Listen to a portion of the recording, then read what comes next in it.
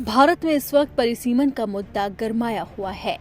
लगातार इस मामले को लेकर चर्चा जारी है, लेकिन इसी चर्चा के बीच में अब पाकिस्तान ने घुसने की कोशिश की है, लेकिन भारत ने पाकिस्तान को मुंहतोड़ जवाब दिया है। MEA ने ऐसा जवाब दिया कि पाकिस्तान की नींद ही उड़ गई। विदेश मंत्रालय ने भारत में चल रही परिसीमन प्रक्रिया को लेकर पाकिस्तान की ओर से दिए गए बयान को सख्ती से खारिज कर दिया। फैमिली कितनी बड़ी है चाचा? ज्यादा बड़ी ना है। छोटे ऑन कर दे।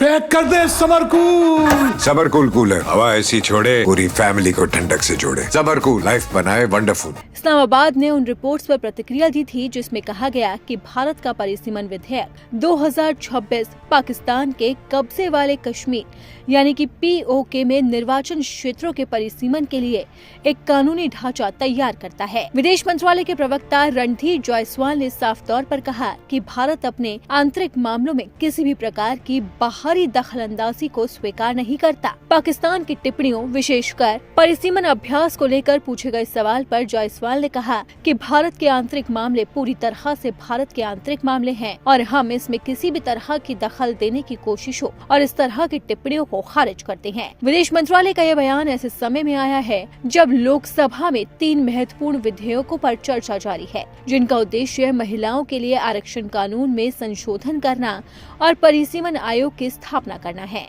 केंद्रीय संसदीय कार्य मंत्री किरण रिजिजू ने लोकसभा में जानकारी दी थी कि तीनों अहम विधेयकों पर चर्चा की जाएगी और इस पर मतदान किया जाएगा। लोकसभा अध्यक्ष ओम बिरला ने भी साफ किया था कि अगर आवश्यकता हुई तो बहस की अवधि बढ़ाई जा सकती है ताकि सभी सदस्य विस्तार से अपनी बात रख सके। हालांकि लोकसभा में महिला बिल को लेकर वोटिंग हुई, लेकिन वो गिर गया। इसी बीच संविधान विधेयक 2026 को लोकसभा में ध्वनि मत के बाद मत विभाजन के जरिए पेश करने को मंजूरी दी गई। ये विधेयक महिलाओं को आरक्षण देने और परिसीमन प्रक्रिया को आगे बढ़ाने के उद्देश्य से लाया गया।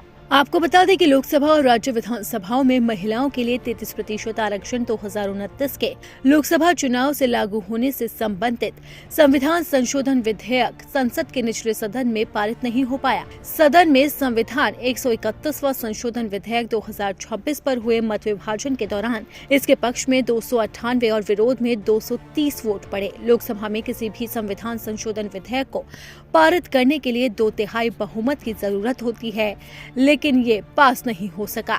लेकिन इसी बीच में अब भारत सरकार की तरफ से पाकिस्तान को मुंहतोड़ जवाब दिया गया है। परिसीमन के मुद्दे पर भारत सरकार ने पाकिस्तान को सरेआम धूल चटाई है।